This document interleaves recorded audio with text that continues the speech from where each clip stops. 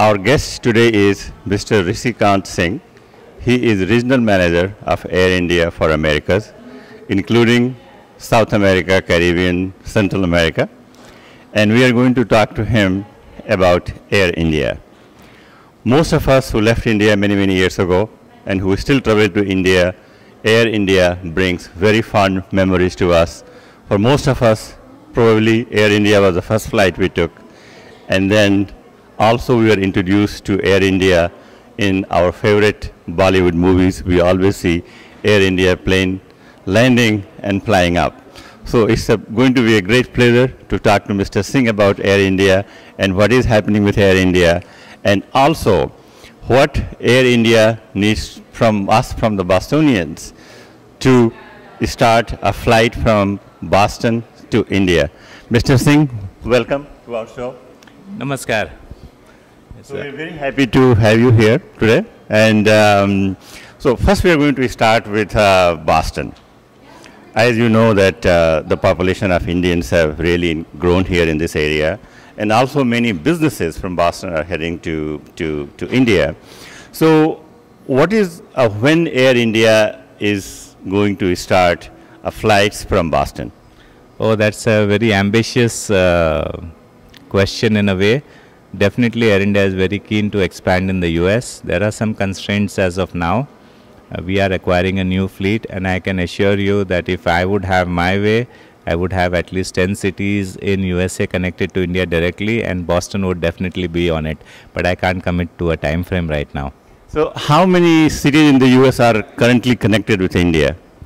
Directly, we could say we have 3 operations, one from Chicago, one from Newark, and one from JFK, that is New York.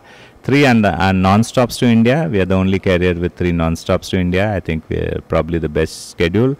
But we also have code shares with some other airlines, so you can fly on the Air India flight number and ticket from places like Houston, San Francisco, Los Angeles. And at some stage, we do intend to fly to those cities ourselves. Now, what Boston can do to get Air India excited to start the flight from here? Well, if you are Bostonians and people from the neighboring states of Vermont, New Hampshire travel on Air India over JFK and Newark, certainly put the numbers together, make a representation through the consulate, through Air India, through me, and directly if you have some links to India, definitely appeal for it, assure us some business, commit to something that we will sustain, we will support Air India, and I'm sure Air India will seriously consider flying to Boston. Well, one thing I can guarantee you that with what you said just now, we as a newspaper media company, India Lingua News, we are going to take an initiative to survey our readers and see what they say, and we are going to send you the results of our survey to you about Air India. That's the deal? Thank you, and I think that's a very welcome and innovative step that you're proposing. Once you assure us that yes, there is a good clientele, particularly for our business and first class, which actually is needed to support the flight. Otherwise, the costs of operations are very high. So we do need support. Once you commit to that, I'm sure we'll look at it very favorably. Now, what about some other foreign airlines? Have you started that type of service from Boston to, like I think Emirates has done that. Have you any data that how they are supporting? I don't have the data on how they are supporting, but I'm sure airlines, global airlines like Emirates or Qatar, are targeting not just India but all the countries in Southeast Asia. They use their hubs in the Middle East, and similarly, what we have done with Air India also is we have developed a Delhi hub, and you can actually consider flying anywhere in the world beyond India, taking a break in India, doing business in India. For example, you want to go to Australia, you want to do business in Japan, China, Shanghai, Hong Kong, Seoul. We do fly to all those countries. We fly to Europe, we fly to Middle East, and you could consider Air India for the through journey. So on the same model that they are operating, I think we can also sustain the business. Now, this is a very nostalgic question for you, that those of us who left India many, many years ago and still visit India, most of us probably took the first flight was on Air India. And the first time we were introduced to Air India was through Bollywood movies. we'll say, the actors and actresses flying, and always Air India plane will land or take off from those Indian airports. And so we have very, very nostalgic memory of Air India. And so what is, right now we are also hearing that there is a talk in the Indian government to privatize Air India. How, if that happens, how that might change the operations of Air India? Well, I'm happy you brought up this old link and nostalgia with Air India, and I assure you that our engagement with Bollywood, Hollywood, Tollywood, and just about all the filmmaking units in India continues. We are very much a favored airline by most of the Indian. The top businessmen travel on us, all the Bollywood stars travel with us. And as far as we are actually operating, we still operate as a commercial organization. There's no difference that you will immediately notice on privatization. What you might see is a little bit tweaking of some of our objectives, some of our destinations. Maybe you might notice a slight change, but I assure you that today we are as focused commercially as much as we do work on the social front. Now, what are the different types of there's three groups in Air India. If you can just explain how Air India operates here and in India. Well, we have 3 airlines under the brand of Air India. Air India, as you know it today, is a merged entity of 2 airlines, 2 great airlines. Air India, which was largely focused on the international and the long haul flights like the US, Europe, Japan, and we had a very big airline which was the dominant carrier of India, that was Indian Airlines. So we have merged that in 2007. Today we bring the synergies of this merged airline, and we serve something like 100 destinations, 38 maybe international and 62 in domestic. So this kind of a synergy is most beneficial to the customer today.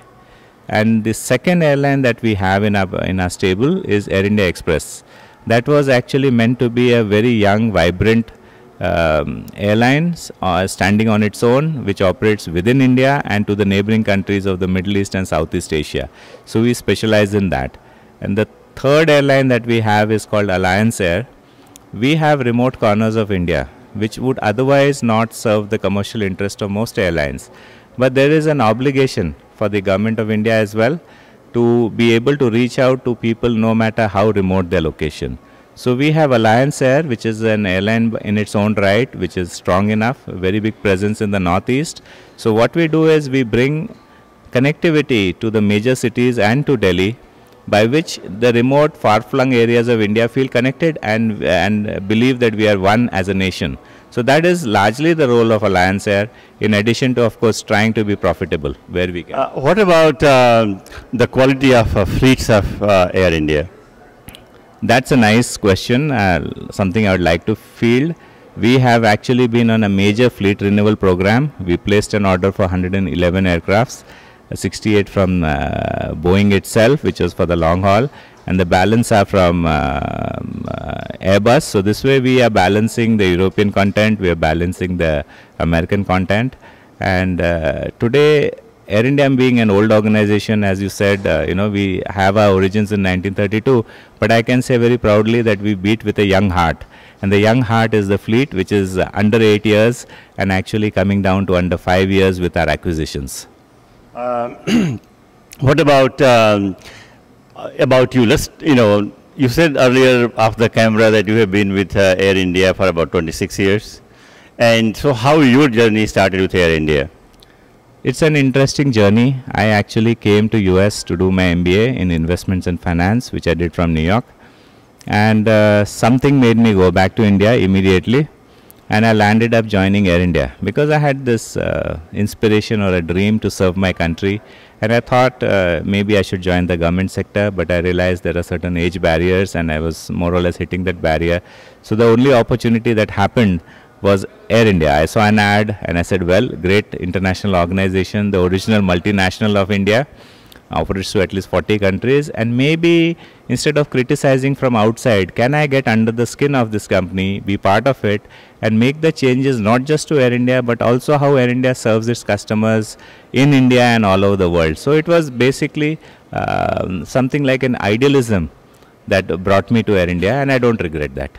Now, in addition to the United States, you also look after Central America, Caribbean, South America. How is the demand there for flights to India? Right now, the population of Indians in those countries is relatively low. It's not enough to sustain the flights. But I see tremendous growth happening, and I see India engaging with all the countries in the world. Our Prime Minister in September was in Brazil for the BRIC Nations Conference. So I see a lot of potential coming out, maybe Brazil, Venezuela, and a few other countries. What we are also doing is we are a member of Star Alliance, so we have got a working relationship with Avianca, Copa, etc. So what we are doing probably is we start with a code share with them. We bring passengers to our gateways, whether it is in US, that is Newark, New York or Chicago, or maybe London, Frankfurt. We are also flying to Madrid. We're planning to fly to Madrid. We are going to Rome and Milan. So wherever we'll find the connectivities with our partner airlines, we'll jointly bring the passengers first. And when we are sure that there is sufficient business for us to go, and then we'll start operating our own flights. If you can also talk to us a little bit about the financial aspect, in the sense that how the airlines operate, how they look at the cost and expenses. That's always a challenge. Airline is one of the most difficult companies or logistical challenges of business, plus it is very capital intensive. So when we buy aircrafts, they're phenomenally expensive, $100 million, $200 million an aircraft.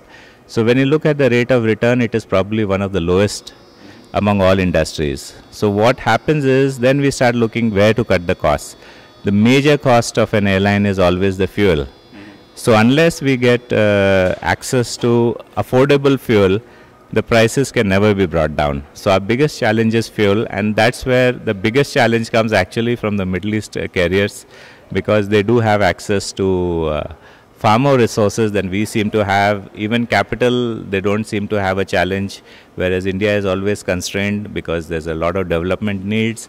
So whether it makes sense for the government of India to invest in organizations like Air India, as an economist, I will say there is tremendous value for the government to invest in Air India, because an investment of say $4 billion into Air India will bring a $40 to $50 billion benefit to the economy of India.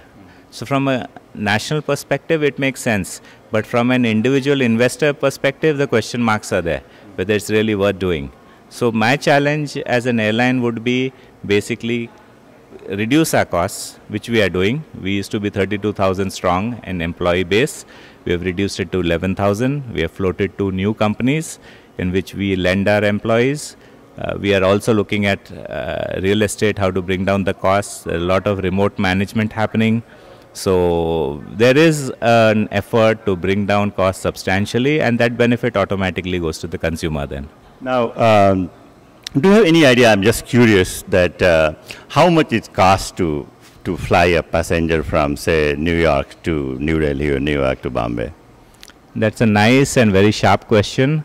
A back of the envelope calculation would tell you that it costs anywhere from $1,800 to $2,200 to fly a passenger to India and back. Earlier it was above $2,000, but thanks to the reduction in fuel costs, maybe today it's $1,800. It's a different matter that I might be selling my tickets in the economy class for $900 or $1,000 or $1,100. Definitely we don't meet the costs. So that's why we are very dependent on the first and business class, the executive class as we have branded. This sort of helps us to provide services to distant lands and to be in the air for as long as we have been. So roughly an average or estimated cost of what is from the business class and the executive class? Like what's the roughly ticket price? Traditionally, we sell executive class from $6,500 to $8,500, but right now we are running a special promotion for about $3,500. There's a thumb rule. Very good price. Yeah, absolutely. And even for the economy and others, more or less almost $300 worth of absorption we do for people who are, say, from Boston, they fly into any of our gateway cities and fly to India. In the overall fare package that we construct, whatever the fare works out, which your travel agent can of course guide you to, almost $300 will be absorbed by Air India. Mr. Singh, thank you very much. It was a pleasure talking to you.